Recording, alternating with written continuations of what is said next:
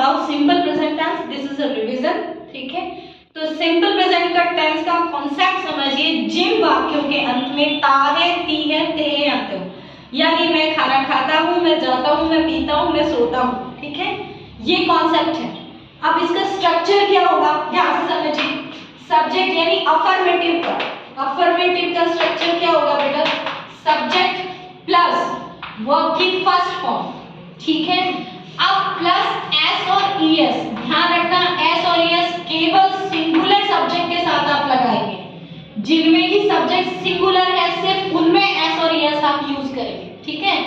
Plus object, ठीक है, like जैसे सीता अप सिंग्स, ठीक है, Sita sings a song, Sita क्या करती है, एक सॉन्ग गाती है। तो आपने देखा सीता सिंगुलर थी तो उसके साथ हमने क्या लगा दिया, एस लगा दिया। जैसे अब girls play in the garden, अब गर्ल्स कहाँ प्ले करती हैं, गार्डन में प्ले करते हैं। तो यू कैन सी हियर कि गर्ल्स आपका क्या है बेटा, प्लूरल है, तो प्लूरल के साथ में हमने सिर्फ वर्ब की फर्स्ट फॉर्म लगाई है, वी डिडंट ऐड एस और ईएस, ठीक है। ईएस का बेसिक कॉन्सेप्ट ध्यान रखना, जिनके लास्ट में, जिन लेटर वर्ड्स के लास्ट में सीएच, एसएच या ओ आ रहा हो, बेसिकली उनके साथ में ईएस लगता है, बाकी के साथ में एस लग जाता है, ठीक है। जैसे मैंगोज है तो ईएस लग जाता है, ठीक है। ये आपका हो गया अफर्मेटिव। अब मान लीजिए इसका आपको नेगेटिव बनाना है, तो नेगेटिव कैसे बनाएंगे बेटा, सब्जेक्ट प्लस डू या does plus not plus verb की फर्स्ट फॉर्म प्लस ऑब्जेक्ट। जैसे यहां आप देख रहे हैं सीता, अब डू डज किसके साथ आएगा, सिंगुलर के साथ में, डू किसके साथ में आएगा, प्लूरल के साथ में। तो आप क्या करेंगे, जैसे सीता, अब आप देख रहे हैं सिंग्स है, एस ऑलरेडी इंक्लूड है, वो एस आपको डज में दिखाई देगा। तो Sita does not sing a song, understood. Any queries आप साथ साथ पूछ सकते हैं, समझ में आ गया। डज आपने किसके साथ लगाया, रिमेंबर दिस, सिंगुलर के साथ में आपने डज लगाया। Plural like girls do not play, ठीक है, गर्ल्स प्लूरल है तो हमने क्या यूज किया बेटा, डू, बाकी सेंटेंस सेम है। अब मान लीजिए आपको इंटेरोगेटिव बनाना है इसका, तो इंटेरोगेटिव यानी क्वेश्चन, ठीक है, इंटेरोगेटिव। और ये चीज ध्यान रखना, सिंपल प्रेजेंट टेंस में जो मेन हेल्पिंग वर्ब है वो आपकी डू डज ही है, ठीक है, ठीक है। नाउ अब इसका इंटेरोगेटिव क्या बनाओगे बेटा, डू या डज आप पहले लिख लेना, डू और डज प्लस सब्जेक्ट आएगा पहले, वर्ब नहीं लिख देना, ठीक है। डू और डज, जो भी सेंटेंसेस हेल्पिंग वर्ब से स्टार्ट हो रहे हैं वो सारे इंटेरोगेटिव होते हैं, यानी क्वेश्चंस होते हैं, ठीक है। डू और does plus subject plus verb की फर्स्ट फॉर्म प्लस ऑब्जेक्ट। जैसे अब यहाँ पे आप लिखते हो क्या हो जाता है, does Sita sing a song, ठीक है।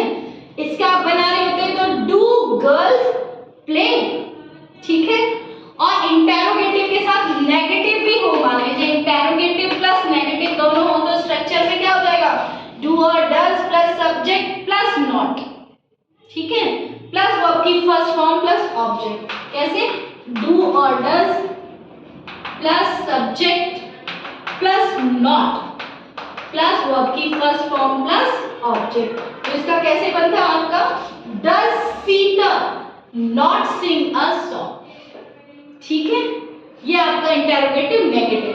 अब इसमें आपको helping verb is am are भी यूज करना है, वो कैसे करोगे देखो।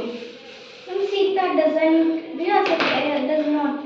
बेटा जब आप इंटेरोगेटिव प्लस नेगेटिव बना रहे हो तो पहले डज आएगा, डज सीता, अब उसके साथ नेगेटिव भी है तो does Sita not sing a song, क्या सीता गाना नहीं गाती है, ठीक है। ओनली इंटेरोगेटिव होता तो does Sita sing a song, क्या सीता गाना गाती है, समझे, समझ गए। अब इनमें इज एम आर भी यूज होगा। इज एम आर आपको पता है कि अगर जो आपका डूअर है वो कोई एक्शन कर रहा है, ठीक है, तो इज एम आर आपका हेल्पिंग वर्ब नहीं कर रहा है, ठीक है, तो किस में आएगा ये? मेन वर्ब के रूप में। जैसे सीता इज अ गर्ल, तो यहाँ पे इज आपकी मेन वर्ब है, हेल्पिंग वर्ब नहीं है, ये भी प्रेजेंट टेंस में। जैसे these are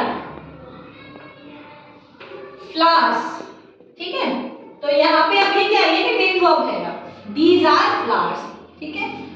I am a girl या I am a teacher, हो गया तीनों का यूज, ठीक है, is am are का यूज हो गया। तो यहाँ पे एक्शन नहीं कर रहा, सीता कोई एक्शन नहीं कर रही, वो बता रही है कि वो गर्ल है। These are flowers, फ्लावर्स कोई एक्शन नहीं कर रहे, वो फ्लावर्स है बस, ठीक है। इसका मतलब है, आर का मतलब है, आर प्लूरल के लिए आता है, एम का मतलब हूँ, समझ गए? तो ये आपका बेसिक कॉन्सेप्ट है किसका? सिंपल प्रेजेंट टेंस का। इज एम आर भी यूज होगा, डू और डज भी यूज होगा, ठीक है, और आपका वर्ब की फर्स्ट फॉर्म के साथ एस और एस भी यूज होगा, समझ गए? तो इसको आप अच्छे से लर्न कर लेना। सेंटेंस आपका पता है, यूनिवर्सल, जैसे अर्थ अराउंड द सन, ठीक है, या दिस इज अ डे, आपके प्रेजेंट टेंस की बात करेंगे जो यूजुअली होती है, ठीक है। टेंस, ये सारी चीजें कब यूज करेंगे? सिर्फ और सिर्फ सिंपल प्रेजेंट टेंस में, बाकी किसी टेंस में नहीं, ठीक है, उसका फिर मेथड अलग होगा।